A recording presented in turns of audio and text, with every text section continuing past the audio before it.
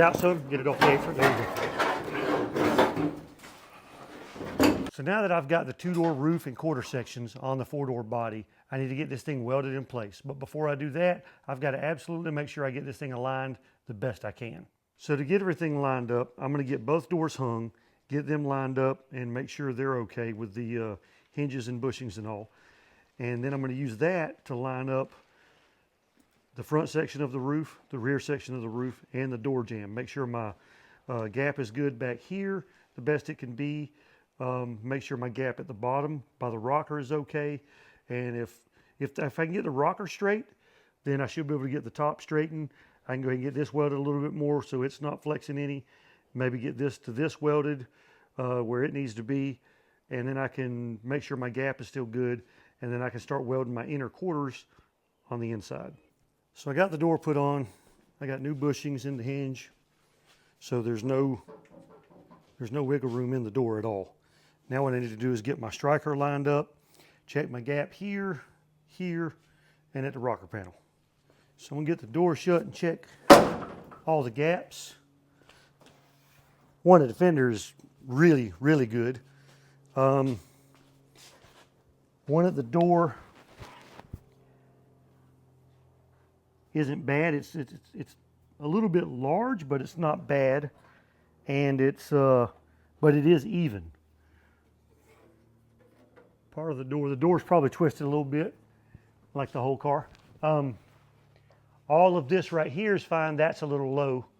So what I may need to do is bring this section up a little bit, which I've just barely got it tacked. So maybe that'll be okay. And then on the rocker panel, it actually looks pretty good. It's a little bit wide, but I can get my finger in it. But I don't think there's a whole lot I can do with the rocker panel. It's even, which is good, but the hinges are welded on, so there's no really adjusting that. So I'm not too worried about it. Main thing I'm worried about is getting this one right and this up here right.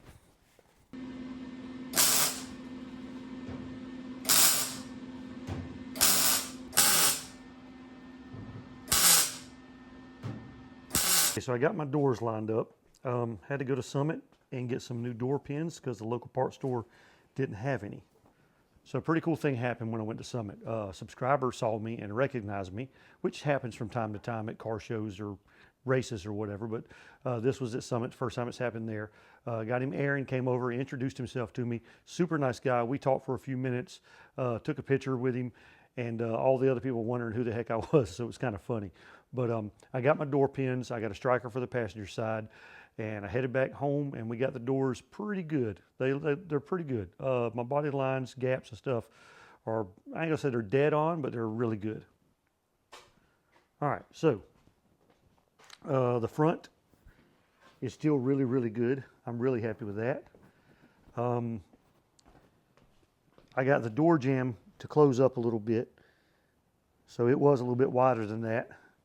The one at the top here is pretty good, and this is welded and tacked in now right here, so that's where it's going to be.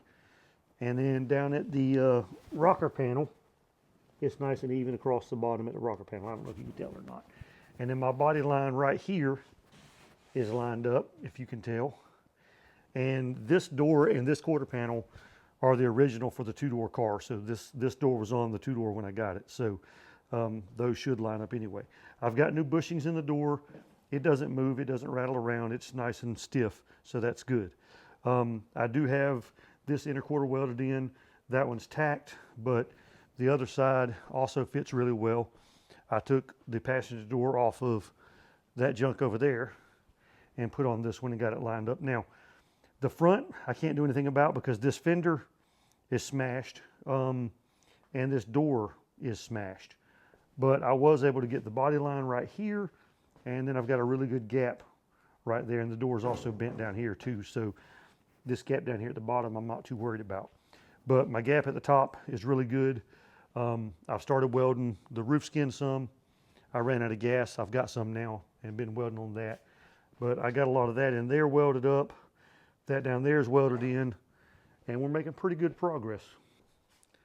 Now I've already started welding this down, and I've already sanded this down a little bit to see how flat it was going to be. It's not bad. It's warped a little bit, and when you're welding this, it shrinks the metal. So I'm going to have to go back with a hammer and dolly, put a dolly on the bottom, hammer down on the top, and that'll stretch the metal back out, and it should bring the get all the shrinkage out of it and straighten it up, flatten it a little bit.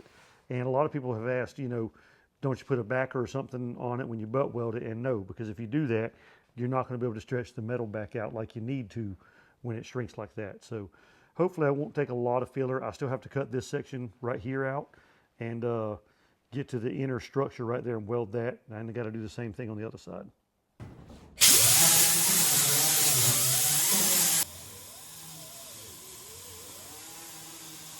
Okay, so it's too late to run the compressor anymore, so I'm done grinding, and it's also pretty late, so there's still a little bit of cardboard and stuff in the headliner area, so I'm not going to do any more welding tonight. I've still got to finish welding up my A-pillar. I've got a bunch of little blow-throughs right here, but I got this looking pretty good. Still going to need some hammer and dolly work, but it's looking pretty good. I still have to cut this section out and weld my inner brace. I've got the inside welded. I don't think you can, it's bubble gum right now. I've got to clean it up. I didn't have it clean enough when I welded it, so I might have to grind it all down on the inside and re-weld it. I've still got to do the other side. All this is welded in. I've still got to weld in back here on top of the, once I get the rest of the quarter panel off, I'm going to weld that section in. But yeah, it's looking pretty good. It's looking pretty good. It's not the roof isn't warped up too bad. It is warped a little bit, but it's not terrible. I am going to put full quarters on this car.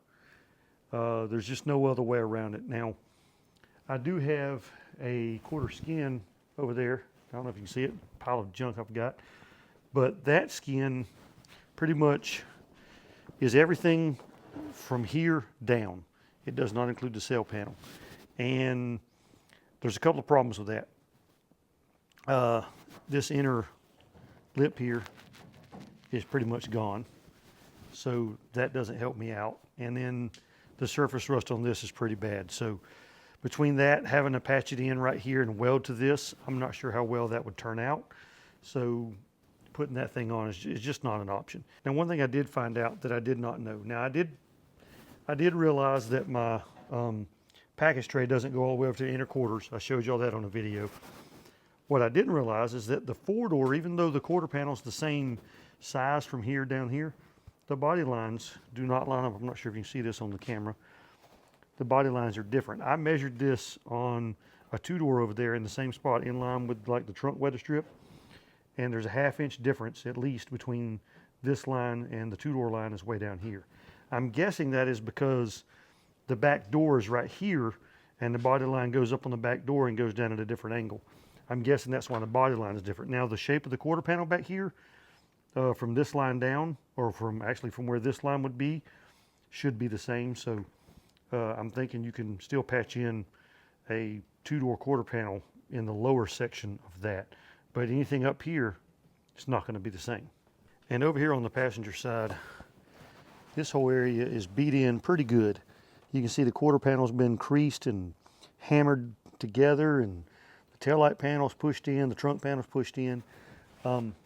I think I can put a trunk center in this and be okay, but I'm gonna have to get a porta-power and fix that corner right there because it's pretty mashed up. The outside is also junk, so once I figure out how to get the rear bumper off, I'm gonna probably have to cut it if I can't get to the bolts because it's pushed in. But once I get that off, I'll get the taillight panel out, get the quarters off, and hopefully get all this pushed out straight, and the quarters will go back on. The driver's side quarter, I'm not too worried about. This side, the quarter, I'm a little bit worried about just because it's been beat in over there, so I'm a little more worried about it. I do have a better gap on this side at the door, but it's a door off a different car, and the doors vary a little bit for whatever reason. So I got my inner quarter on the passenger side welded in, except for one little spot down in the corner. I'm gonna have to trim that up a little bit, but that's not gonna be a big deal. The rest of it's welded in. I haven't ground them down yet, but they're all welded in pretty good. So that's not going anywhere. Now, before I move on to the next thing, I want to finish welding my inner structure here, right here in the middle, and on the other side. Now I've got the inside of this one already done. I haven't done anything on the other side yet. And, you know, I've got a pretty Got a pretty good line right there. So I'm going to clean that up, weld this, fold this back down, and go do the other side.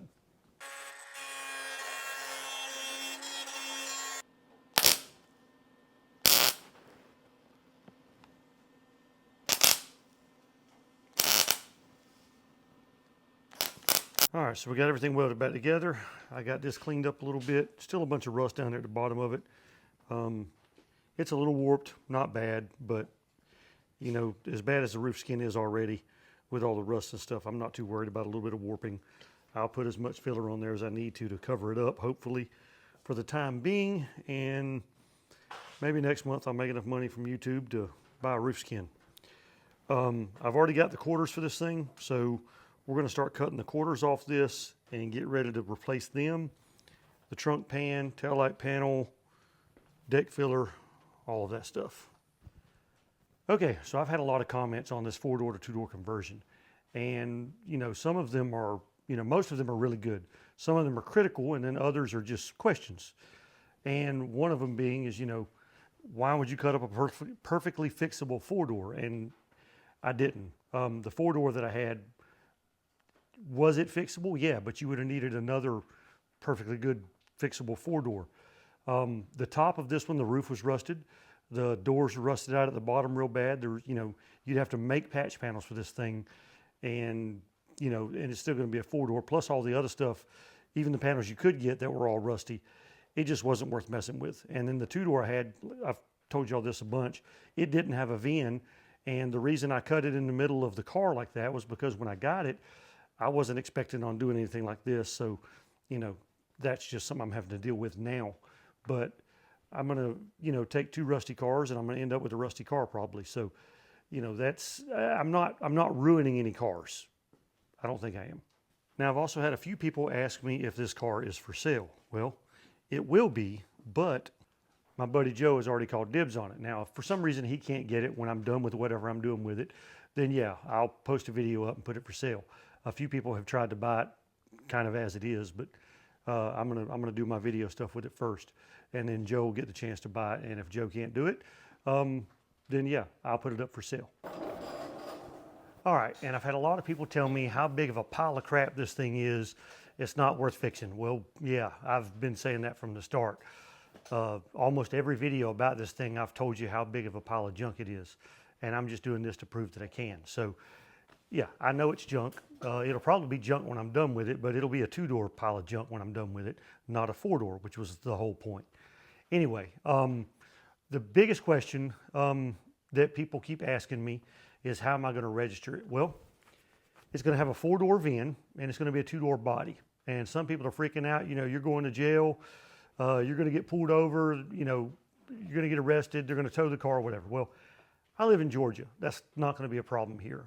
When I go to register this car, all I need to take them, I don't have to have the car there at all. I have to have a sheriff's deputy come out, look at the VIN on the car, verify that the VIN is the one on the car that I'm going to get registered. He gives me a form, and then I'm going to take that up to my local DMV. I'm going to show them insurance on the car.